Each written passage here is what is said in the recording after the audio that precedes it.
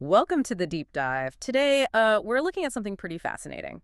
The connection between, well, extreme weather and potentially extreme wealth. Yeah, our mission, if you will, is to unpack how really specialized long-range weather forecasting gets turned into commodity market strategy. Actionable stuff. Right. So if you're trying to figure out where the real edge is in trading things like agricultural futures, this should be interesting. And the person often at the center of this kind of analysis is Jim Romer, runs Weather Wealth. You've probably seen him on bar charts. He's well known for linking these atmospheric patterns directly to commodity prices. Okay, Romer. But what makes his analysis different? I mean, weather models are everywhere, right? Well, that's the key. His insights, they're not coming from the free public models everyone can access. That's not where the unique value is. Okay. So it's not just a smart analyst. It's about the tools. He built something better. Yeah. What's this climate predict system? Exactly. That's a proprietary advantage. Climate Predict was developed in-house. He worked with a partner, Dr. Doug Stewart. Dr. Stewart. Sounds impressive. Oh, yeah. Described as a meteorological genius, an alum of MIT. So they're not just running standard models like the GFS or the European one. They're looking deeper. Much deeper, focusing on really specific long-term indicators.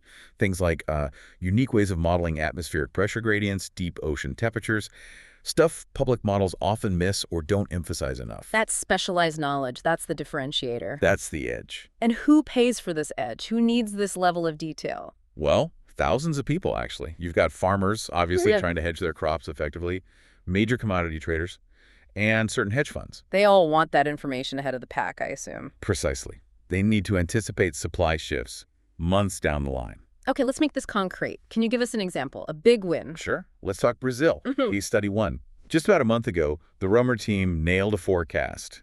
They predicted the severe drought there, the one hitting coffee and sugarcane areas, was finally going to break. And they called this before it happened. About a month prior, yeah. Big call. So what happens in the market when the rain finally shows up after everyone's been panicking about drought for months? Well, you often see a rapid bear market develop. Yeah. That rain, it didn't just help the plants. It washed away the fear. Exactly. It destroyed that supply fear premium that had built up in coffee and sugar prices.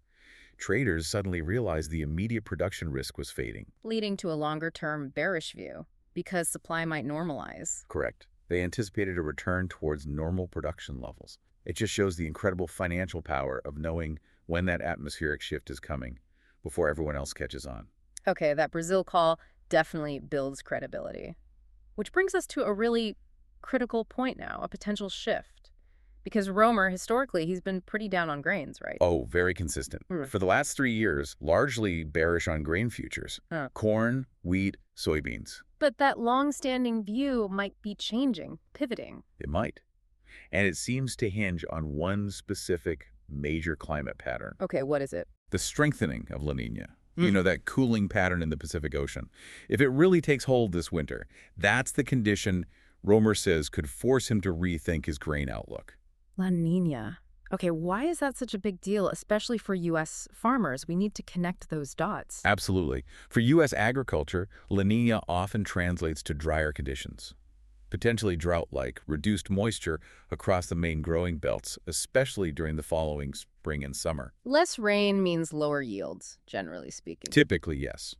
And lower expected yields usually mean higher potential prices. Basic supply and demand. Right, but there's another storm brewing, isn't there? A geopolitical one. Yeah. U.S. grain farmers, they've been dealing with other major headwinds. That's a huge factor. You can't ignore it. Specifically, things like the trade tariffs from the previous administration. And then the impact that had on demand from China, which used to be massive and reliable. Correct. Those human trade policies have definitely put significant pressure on prices, keeping them down. So this is where it gets really interesting. Romer is looking at La Niña as potentially a natural force, powerful enough to counteract those bearish policy pressures. He's hoping the threat of widespread drought from La Niña could provide a floor for prices. So you're literally connecting atmospheric patterns in the Pacific to international trade disputes. He's looking for grain prices to maybe bottom out after the fall harvest. That seems to be the idea, a potential reversal opportunity driven primarily by this major climate pattern, happening despite those heavy geopolitical and trade hurdles. It really highlights the complexity. blending that MIT-level meteorology, the proprietary software like Climate Predict, and accurately timing these huge climate patterns. It gives you an asymmetrical advantage. You're not just trading policy news or, weekly demand figures. You're trading atmospheric risk. So, wrapping this up, what's the big takeaway for you, the listener? Well, think about this. If one single atmospheric pattern, like La Nina getting stronger, could potentially offset major global trade issues like those tariffs and the whole China demand situation. It really makes you consider the scale of these natural forces. Exactly. It shows you that sometimes the biggest market mover isn't a decision made in Washington or Beijing. Sometimes it's a shift in ocean temperatures thousands of miles away. That raw, unpredictable power of weather. That's what successful traders in these markets have to understand and respect.